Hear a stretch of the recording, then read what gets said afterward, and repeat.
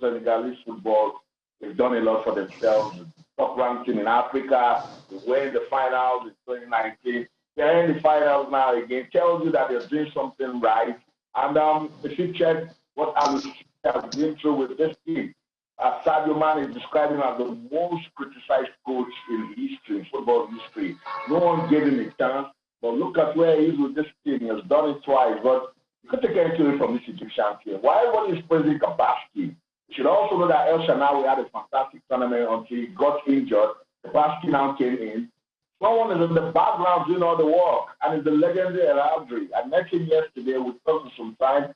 So this Egyptian team, if you look at them properly, they love winning. Winning is what keeps them going. So it's a final, not the sort of final that Cameroonians would have, wanted.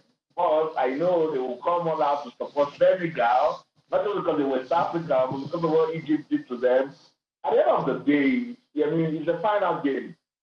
The best team will win it. I think the team that comes out show hunger, to show desire, the team that will play with some character, with teamwork. And we've seen it with both teams. Look at how Senegal turned up against Burkina Faso. See the way Egypt turned up against Morocco, and look at how they did it against Cameroon also. And look at how Senegal qualified for the final. So it is what it is. At the end of the day, the team that plays good football, that plays with purpose, that wants to score, we will definitely get it. All right. Just a little. Okay, just a little. Just a little. Of the two teams, Egypt is the one that has played the most difficult games in this knockout stage. Okay. They have played all the potential champions. They met Cote d'Ivoire, they met Morocco, and they met Cameroon. I met Nigeria. So, but if you look at Senegal, they did. Burkina Faso was the toughest team they met. Okay. But Egypt has played the toughest oppositions in this tournament. All right. I'm going to resist the temptation to continue, because if we do, we're going to leave out a lot of the other things that we want to talk about on the show. So because I'm sitting right here and the other guys are sitting elsewhere, we're going to end this segment right about now, unless something important happens that we must revert to.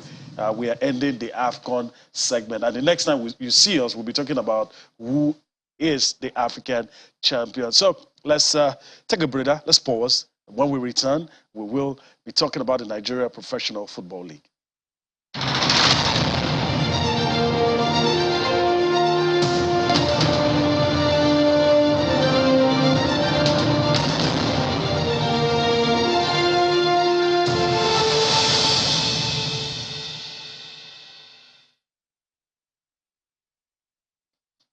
All right. Okay, so we're done with the Nations Cup. So let's move to the Nigeria Professional Football League. Before we take a look at the matches for the weekend, let's see if we can quickly show you what it looks like on the table after 10 matches. Let's do that quickly before we go to match day 11, if we can. We'll do that quickly. We'll look at the journey of some teams, and Remo Stars still on the lips of everybody because of some of the things they've been able to do. And, of course, they're still in a very good position. Okay, let's go to the fixtures. It does appear we might not be able to see the table. Let me run through it and I'll get the thoughts of the guys. We're going to have to make it fast because we have a lot of ground to cover. Abia Warriors take on Nasarawa United. Dakar will take on Kano Pillars. Heartland will take on Gombe United. Kwara United takes on Lobi Stars. These are some of the matches that will be played over the weekend. MFM will take on Aqua United. Niger Tornadoes will take on Katsina United. Plateau United will take on Rivers United. Remo Stars will take on Shiniz. This is the proper Southwest derby. And Sunshine Stars will take on Eyimba. A few years ago, I would have been excited about this fixture. But now, I don't know. Wiki Tourist taking on Rangers. Let me go to Alfred quickly. Take a stab at this one. If you were going to tell somebody who wants to see domestic football, which venues will you be advising them to go to? Straight up, Ikene. Okay. Remo Stars, Shooting Stars. That for me is a proper Southwest derby game. For Shooting Stars, they didn't start too well. All of a sudden, they getting wins. They started with Kwara United, where they came from behind to win. They came to Lagos against MFM, got a valuable win, went back to Ibadan. What do you know? Heartland, they used Heartland for some shooting practice and scored as much as 4. Edith Agoye has always, told everybody who cared to listen that you have to keep faith with these young players. And I mean, he stuck with them even when it was as if they were going to fall off the wagon. Sticking with them. So it will be, I'm looking forward to a proper, contest. For Remo themselves, one record so far in the league is, for me, that I find it difficult to believe is Remo has gone 10 games this season without losing a match. And that, for me, is awesome. I mean, this is a team that just came back to the Premier League. What those guys, Bengo, Gumbata, and Islat, are cooking in Ikena is something that we just have to keep our eyes on them. The games that you thought they will lose, they get result. Going to Kano to get the result, get the draw against Kano Pillars is no mean feat. Rangers International, they almost won there. They got a win against Wiki Tori. So for them, I think it's the team. I'm still looking at them coming from the team from the NNL, coming, to ruffle feathers. When the coach comes to the Premier League, we'll be talking about retaining the Premiership status. Hey, for me, Remo Stars, they are flying. Joint at some point, but they're second. So it's one team that look forward to. Then one other game is I want to see how Luby will fare against Kwara United in Ilorin. I saw Luby Stars against Sunshine Stars in Ijebu-Ode. A game that was built to last for 90 minutes ended after 27 minutes because at that 27 minutes, Sunshine Stars were already 3 goals up. I mean, according to the coach, Eddie Dombraye, say as a coach, that's the worst performance he has seen his team, any team he's coached, worst performance in a first half game. So I want to see how they bounce back against Kwara United. Okay, all right. Let me go to Ikena in the studio. I mean, your picks, quickly. Plateau United versus Rivers United. Okay. Plateau United, they have made that Jos Stadium a fortress, especially this season. Rivers United, they don't bother themselves about going home on away to play. They go there to pick up some points. Sometimes they lose, but they have a striker who can deliver. So going to Plateau United, we want to see how they will be able to fare in Jos. Then, of course, Remo Stars, Shooting Stars is a derby. What Remo Stars has done, they've punched above their weight. So Shooting Stars they have been the informed team as at this moment. So Remo Stars also playing 1-1 draw in the last home game. They want to pick up all the 3 points at this stage. So MFM, I think it's going to be a tough one. If they lose this game, definitely they are going down.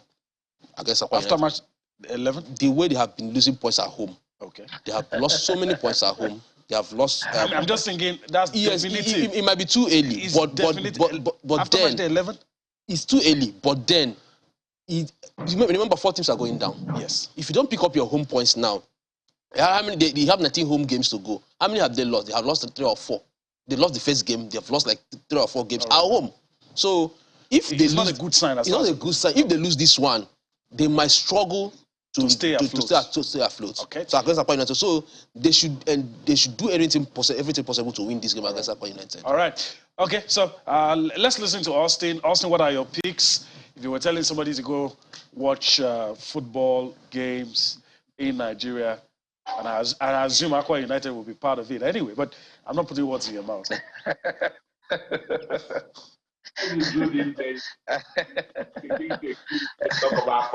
Talk about MSM Aqua United. Aqua United is been complacent. That's the word to use. And if you look at where they are on the top, 15 points out for a team with the sort of momentum that they had from the start of the season. You don't expect them to be doing that. So now again, an MSM side, how many one we said it came at this. MSM sharing points at home, so Aqua United go get yours. So you can compare them on the table. I want to see how Rangers will respond, after that shocking loss at home to Plateau United. They go away to Wiki. So it's a case for me of if you lose at home, then you should also go away to get points. I know Alfred didn't want to talk about that one because it's still hurting, but I will talk about it. Plateau United, they went to tell Abdul Maikaba, we know your secret. You left some of it with us before you left. So they went there and then they stunned Rangers. I think we could see what Rangers can do against Wiki. We can't start talking about Remo. This is what we want for our football. Yeah. When when you come, you do the right thing, you connect the dots, you start seeing the results. You know, my favorite line is what you sow, you reap. So shout out to Remo. After 10 matches, still unbeaten. Let's also see what they can do against Shooting Star. That's a fantastic Southwest derby. All right, let's switch gears and talk about the ladies quickly. Of course, they almost escaped under the radar. The Falconers preparing for the Under-20 Women's World Cup qualifier against Cameroon. And of course, they've been training in Abuja. Pictures on your screen of their training in Abuja. And it appears like they're focused on crossing this final hurdle. That's the major targets, and we'll see how far they can go with that one. But let's quickly listen to Christopher Danjuma, coach of the team. Let's hear his thoughts ahead of that encounter. Expectation of everybody, including us that are participating, is to make sure, by the grace of God, that Nigeria gets the ticket to Costa Rica 2022. So, I mean, it sums it up. It's coming out here to do all we can, totally do, to make sure that we beat Cameroon. You know, it all sums up in one. We want to come out here and play and make sure we win. Yes, I think we've been working on their psyche to be more focused and not to be under any pressure because we're in Abuja. The focus is just come here, play and beat Cameroon. That is all that matters. Thank you. You're welcome. All right, the focus is to play and beat Cameroon. I mean, there's nothing to add to that. You can, of course, go to sleep when the ladies are playing, not the senior side, but the younger ones. You could go to sleep. And the senior guys have made us proud so much. But I mean, we cannot shy away from the fact that other African teams are gradually closing in on the Super Falcons. But for the younger ones, we'll continue to enjoy that. All right, Ikena, there's something we want to quickly talk about before we go on a break. Chess. We've always been talking about federations letting us know what they're doing, letting us know what they are up to. Let's quickly talk about the Nigeria Chess Federation. They've unveiled their calendar and also told us about the committees that they're going to be having, what they're going to do. And like we always say on this show, it's always good when we know what you plan to do. So at the end of the day, we could give you we could give you a scorecard and look at what you have done, whether you did all the things that you said you were going to do. And I'm very sure you're going to see some of the pictures of the Chess Federation. They have released a list of various committees that will function to ensure the success of the federation and create a structure that is needed for the administration. Some of the committees are Media and Publicity Committee, Finance, Marketing and Brand, Technical Committee, Events Committee, Medical and Anti-Doping, Archives, Record and Awards Committee, Competition, Ethics and Disciplinary, Membership and Welfare, then last one is online. So along with these committees, the NCF also released a calendar of events for the year, which included local, continental, and international events. An event that will be hosting the first decade anniversary. They're going to do that in Abuja. It's going to be the Inter-School Chess Tournament. So it's going to be very interesting. They're marking the 10th year, and so they're planning a lot of good things. This is February, and that's what we're asking for. Guys, it's 11 more months. In fact, they did it in. Let's give them that January. So they have laid down their plans for the rest of the year. That's what we are asking for these federations. Let us know what you're going to do. Even the media can as well support you in that.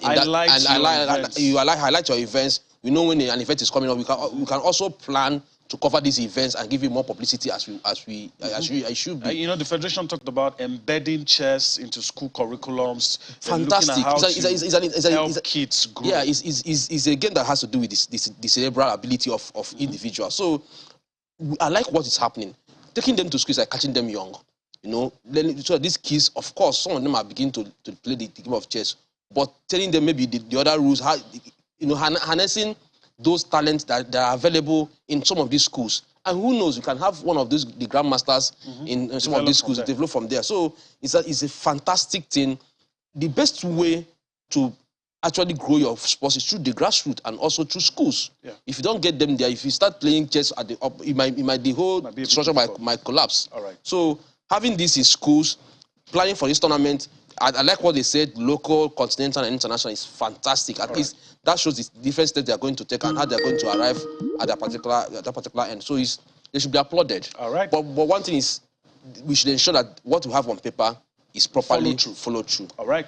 Okay, we need to go on a break right about now. When we return from that break, two things still left on our agenda. We're going to talk about the Winter Olympics and Rafael Nadal. We're going to take a look at this trophy cabinet. Awesome trophy cabinet Rafael Nadal has, and we're going to show it to you. Let's go on that break. We'll return to wrap things up on the show.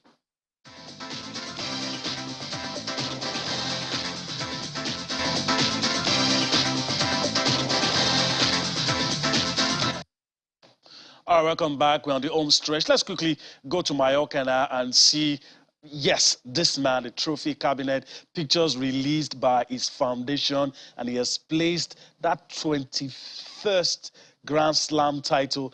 I mean, just look at that amazing trophy cabinet. Let me go to Austin quickly. We're trying to manage the time, but I have to allow you to say something about what you have on your screen. Amazing man, amazing achiever. And you're just looking at that trophy hall, you just shake your head. It just shows Rafael Nadal's longevity, his dedication, commitment to the sport. Respect, respect to this man. He's 35, and still rolling. The other day I was talking with Alfred and Kokoligwe, and we said at this time we're thinking we'll be talking about Medvedev, Zverev, and some of the Tsitsipas, some of the guys that would pick, to be the next gen. But here we are.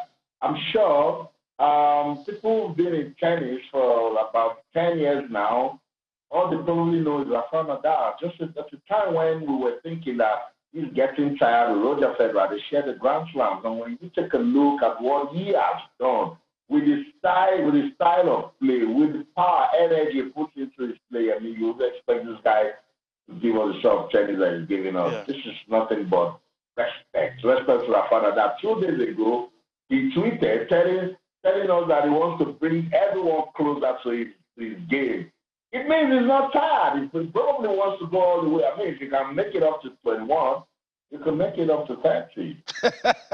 All right. Alfred Okoliwe, let me hear your thoughts as well. We're about to go, but I mean, what can you say? Amazing man, amazing athlete.